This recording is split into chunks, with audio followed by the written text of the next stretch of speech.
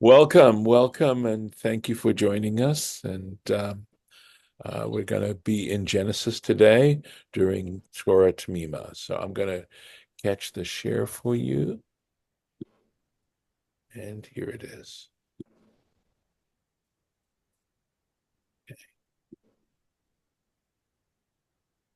So we were talking about the consequences of eating from the tree of knowledge of good and evil, and that God is now speaking to the woman. And he says, El Haisha Amar, to the woman, he said, Harba Arbe, I shall greatly increase itzvonech veheronech, your pain and your pregnancies. And one of the things that Torah Temimah brings out is that va here can also be understood with as a ba, meaning your pain in your pregnancy. Be'etzev teldi banim, in pain you shall give birth to children. Ve'elishech tshukatech, and to your husband will be your desire. V'hu yimshol bach, and he will rule over you. So, of course, I know that that's going to raise some eyebrows, but we'll plow through and do the best we can. And some of this, I hope you will feel is significant anyway, in the best sense. So this is where we are. Ve'el ishech tshukatech. And I make the bracha? Because I'm not sure that I No, did. not yet. No. So let me go ahead and make the bracha. Baruch atah Adonai Eloheinu melech haolam asher kitshanu b'mitzvotav v'tzivanu la'asok b'divrei Torah. So Amen. thank you. Ve'elishech tshukatech, right? And to your husband will be your desire. Melamed, this teaches Sha'isha mishtokeket al ba'ala, that the woman desires or yearns for her husband, bisha'a shehu yotze derech, when he goes out on the way, when he goes on his travels. So when he goes away from her, she yearns for him. So let's take a look here. Actually, we're right here. Lo nitma'er, it's not so clear. Efo merumaz, where in this verse is suggested the ire that it's dealing with b'sha'ashi yotzei derech, at the time that he goes out on to travel, right? That he has to go on to travel. It's not, the verse doesn't seem to be talking about that.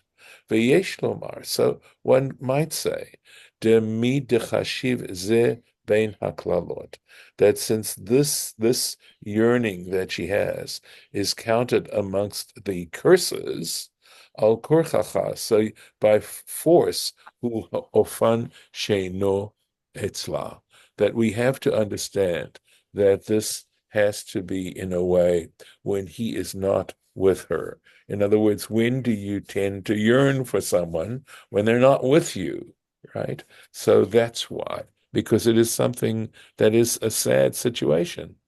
V'gam yesh lomar, and one might also say, de medayek, that he is putting a certain emphasis on something, right? Mishum de mechukei halashon, because according to the rules of Hebrew grammar, hayat tzarich lomar, that it should have said v'al ishech, it should have said on your husband, but ayin with an ayin. In other words, if we look at the Hebrew here, it says ve'el, and al ishech chukatech means your desire is for your husband, and that would be al ishech, right? But ve'el means towards. It has the understanding of to, right? So in other words, that he's not around. And that's a certain subtlety of the language, right? V'lachein katuv ve'el ba'aleph, and that's why the word is written with an aleph. Lehotzi kravto eleha, right? That is to say that it when you're saying to, it means you're not close by. In other words, to remove his being near to her. V'hainu, and that is exactly to mean v'yitzi'ah laderech, when he goes out and he sets out on his journeys to go on business or whatever, but she yearns for him, which is actually, I think, a lovely thought in its own way. So, going on, Mikan Amru, and from this they said, Chayav Adam lichvod et ishto, that a man is obligated to be intimate with his wife. This is nice language, meaning, to take note of his wife. B'sha'ah shehu yotzeh laderech, at the time when he is departing, when he's going on the way. So it's interesting that from this statement, we actually learn that a husband has a responsibility. A chiyuv means an obligation to be intimate with his wife when at a time when he is going to go on a journey. In other words, to try and lessen and her, I think, right, to give her some comfort. Let's take a look. We have to be careful about the language when it says at the time. It means not exactly at the time when he's leaving, right? Daha kaimalan, because we actually have a halacha, we actually have a law. The ein liv ol bayom sheyetze laderech, that in fact he should not be intimate with her, engage in sexual relations on the day that he actually goes out on the way. And this is in the code of Maimonides, Rambam, chapter 14, halacha tet, the ninth paragraph, mi deot. That's a part, I believe, that's in one of the books within his Mishneh Torah, Hilchot Deot. Ella, however, balayla shilifanav. But what we're talking about is the night that precedes his journey. So, in other words, you're not supposed to actually engage in sexual relations during the day. It's considered immodest, and you're supposed to do it at night. And so, the night before he leaves, he takes off, he has to be intimate with her. Uvechahai gavna, and in this same sense, tzarich lomar deshare, that is, we need to say that he is also permitted, right? Share means he's permitted. She'ein isur ze noheg bechol me'et la'et. In other words, we have to say that the nighttime is a time. We have to combine the obligation that he has with a time when he's permitted to do that, right? Shehare. Okay, sorry, I'm skipping a line. She'ein zu isur nescheg b'chol me'et la'et, because this prohibition, I believe, that he's referring to having relations, does not apply. Me'et la'et usually means the entire 24 hours. Okay. Let's see. Yeah. So this biyom, right? The day, that's what we're talking about, right? Refers not to the 24 hours, but to daytime. And the proof of this, Shahare Kaimalan. Yeah.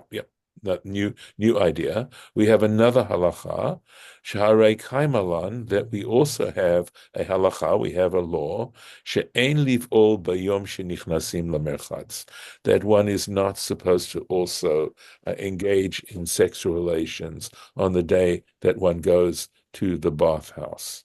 So, of course, before we had private bathrooms, and I think there's still some that exist, there were public baths. And during that time, when you're there, when you're going to go there that day, when you're going to take the bath, you're not supposed to engage in sexual relations. And this is in Tractate Gittin, page 70b.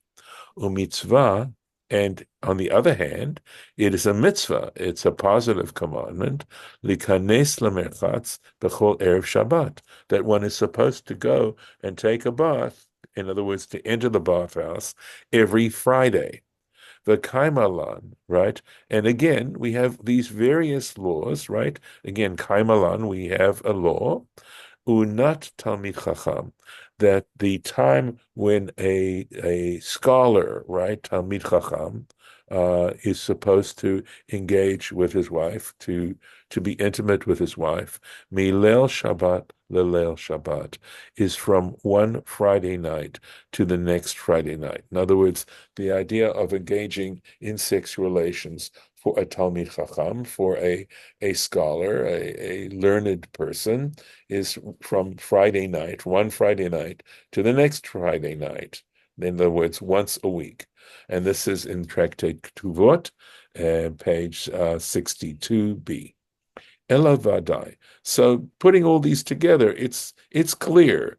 De ba'enan isurim ela, but sorry, de ba'inyan isurim ela, that with regards to the prohibitions involved here, ein halayla shelifanav. In other words, you're not supposed to engage in relations on the day you go to the bathhouse, so it doesn't apply to the nighttime. Ein halayla shelifanav, right? Um, I'm sorry that in this case, this particular Isurim, the prohibition only refers to the night before, or la'acharav bichlal, right? So let's make sure I understand this properly. אלא ודאי דבעניין איסורים אלה אין הלילה שלפניו או לאחריו בכלל. Right, so just the opposite. In other words, of the day, right, in this day that you're going to the bathhouse, the night preceding and the night following are not included in the prohibition. Because if we're saying that Erev Shabbos, a student or a scholar is supposed to engage and be intimate with his wife, well, we're probably talking about Friday night, and he's supposed to go and wash himself on Friday. So it's clear that in that particular case, the night that follows is not considered part of that prohibition. And in the case of when he is going to go out on a journey, when a man is going to go on a journey away from his wife, the night before is not included in that particular prohibition of not engaging in intimate relations during the day. So that's that. Okay, let's go to the next one.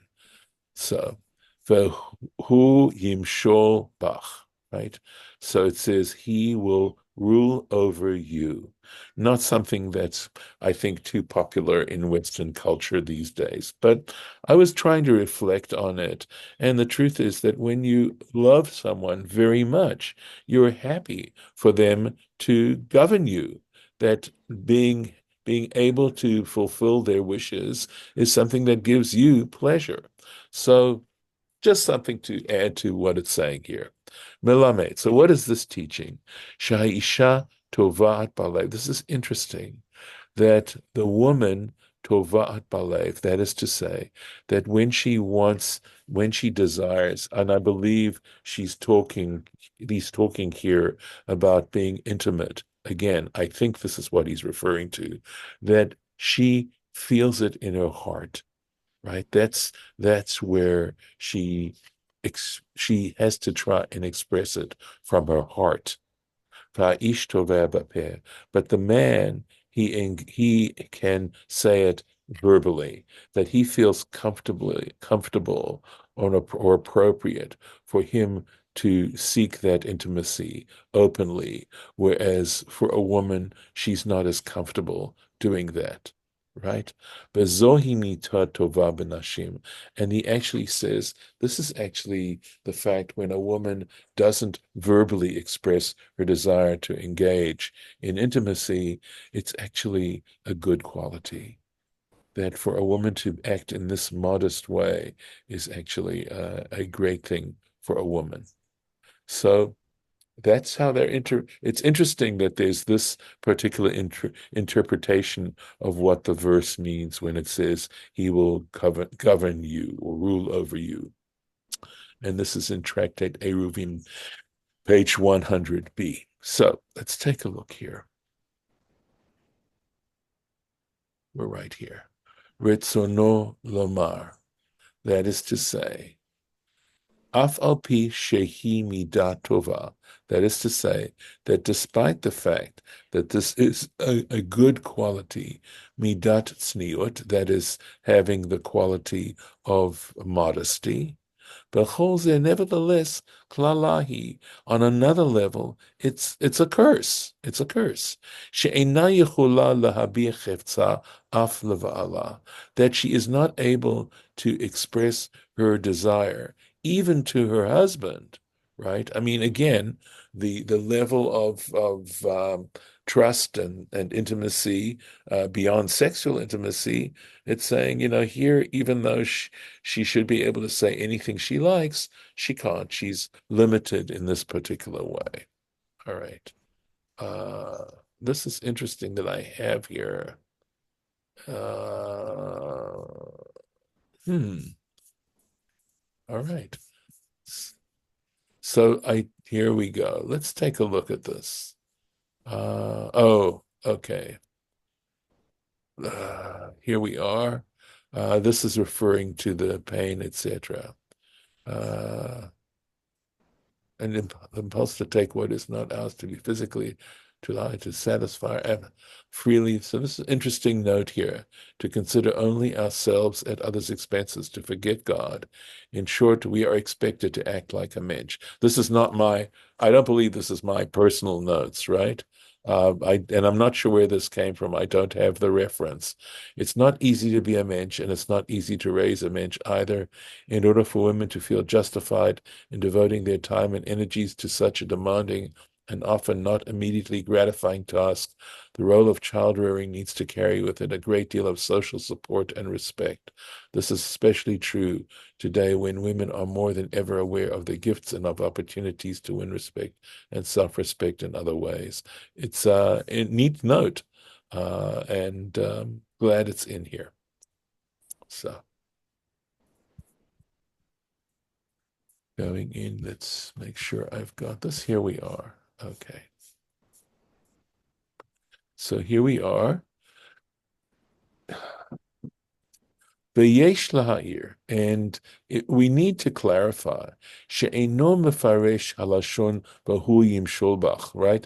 So that this particular interpretation doesn't interpret or doesn't explain the expression, he will govern you, bepshitut halashon, milashon adnut, that it doesn't, this particular interpretation doesn't explain it in its literal sense, right? Of lordship, right? Governing. Ukilashon hakatuv, and according to what's expressed in a scripture, Psalm 45, Shim'i bat, pay attention, listen, O daughter, or and see, v'hati oznech, and incline your ear, etc. Kihu adonecha, for he is your Lord, v'hishtachavi lo, and bow down, prostrate yourself to him. Okay, so in that particular verse, now I think that in that psalm, there actually may be referring to Abraham and that this is actually referring to Abraham and his devotion, his utter devotion to God. Uva Pirkei de Rabbi Eliezer, and this interesting midrash, it is extant, that is the chapters of Rabbi Eliezer, Perek Yud chapter 14, Ita be'inyan haklalot shel ha'isha. It discusses, it has this verse regarding the curses of the woman. Veratza et ozna. Okay, so I had to work hard with this. It is not so clear because it seems to uh it could be that he's actually talking about something else here, and that is that I did not check out Pirkei de Rabbi Eliezer, and it could be that here he's referring, that is Torah Temimah is referring to this particular issue of in Pirkei Rabbi Eliezer, that it includes Veratza et ozna ke'eved olam ukeshivcha. That is to remember to pierce her ear like a perpetual slave, ukeshivcha, and like a maidservant. So I'd have to see exactly. We know that in Exodus they talk about the servant who loves his master and does not want to be released after 7 years, and how there's this law of taking the servant and taking his earlobe and piercing it and affixing it to the doorpost, and that in this particular case, he is now his servant. It says le'olam, but ba'olam, which means in perpetuity, but in fact, it doesn't mean literally in perpetuity. It means until the Jubilee year. That's what it means. So the Katav Haradal and Rabbi David Lutzato, I'm assuming who was commenting on Pirkei de Rabbi Ezer, he wrote, "De lashon ze," that this particular expression, nismach al lashon hapasuk de Tehillim haniskar. He says, so now he makes that connection between this commentary of Pirkei de Rabbi Eliezer to the verse in Psalms that we just mentioned, right? Shemimenu lilmod, that we will learn from this verse. Sha'isha nigzar aleha, that for a woman it is commanded on her lit'ot ozna lidivrei ba'ala, that she has to incline her ear to her husband's words, that she needs to really pay attention. And again, to incline her ear means, of course, to cooperate, etc. Bezehu lashon ritziat ozen, and that is in fact what this piercing of the ear, not to take it literally as we do in Exodus, but rather to understand it in the sense of inclining one's ear, of bending your ear towards the words of someone. Vayitachen lomar, and so one might well say, Dema shenohagin le ritziat ozen be'isha, okay, that the custom that a woman's ear is pierced, right? Vayitachen, okay, sorry. That's right. Ozen be'isha, la'asim ba tachshitei agilei oznaim, in other words, piercing the ear in order to place, jewelry, right? Earrings. Huremes, that is actually an illusion. The shibudala ba'al, that this custom actually developed from the idea of her being, in a sense, uh, um, dominated by her husband, right? That her willingness to accept her husband as her Lord. Al pi hamavu'ah bebiptei de Rabbi Eliezer, using the interpretation of Pirkei de Rabbi Eliezer. But imkain, and if that is the case, tzarich biur. So we need some kind of clarification. Lama enu mefaresh halashon shelefanenu. That why he did not. In other words, in all that discussion about the woman's relationship to her husband and her willingness or her need to, in fact, listen to what he tells her, that it's interesting that in those cases it doesn't come out and in fact simply use the verse that we now have in Genesis, Shelefanenu, v'hu yimshol, right? That it says quite explicitly, he will govern you, lekavanazo, for this particular understanding. V'yesh lomar, and it's possible, dekevan demefaresh kol lashon hapisuk v'inyan teva chaye ishut, and it's possible that since the entire verse is understood, right, and explained in regards to the nature of intimate relations, I think is what it's talking about, right? The relations of a husband and a wife, kemevu'ar bidrashot hakodmot, just as we did in our previous explanations. In other words, we're talking actually about the intimacy, right? About sexuality here. Lachen mefaresh gam lashon ze beinyan TV kaze. And for that reason, the interpretations that we have of our verse are in relationship to what is understood as the natural way in which this plays itself out in regards to intimate relations. And I'm going to stop here for now because it goes on for quite a while, and we'll try and pick this up next time because he goes further in discussing this whole matter. And also, I wanted to give you a chance to comment, if you wish, on what we're saying so far. So let me stop the share. And okay, all right. Hi, Neshama. I'm glad you're able to join us. Tell me any thoughts about what we were just reading. And Kathleen or Harlan? Oh, oh boy. Well, I know. sure. There's more challenging stuff from a Yeah, it's very conceptual much. point of view. Yes, I know. Uh, the tree of knowledge is that's what's caused all the problems right now. Well, problems, yes, and in some ways solutions. I mean, essentially it's trying to go really deep into the whole procreation issue, right? That trying to understand what was the divine intent possibly, or what is the best way in which we are able to express or play out in our lives this desire to have sexual relations and its direct connection to procreation. What's the relationship of the pleasure one gets in intimate relations and the fact that it is primarily there to naturally give us a desire to procreate.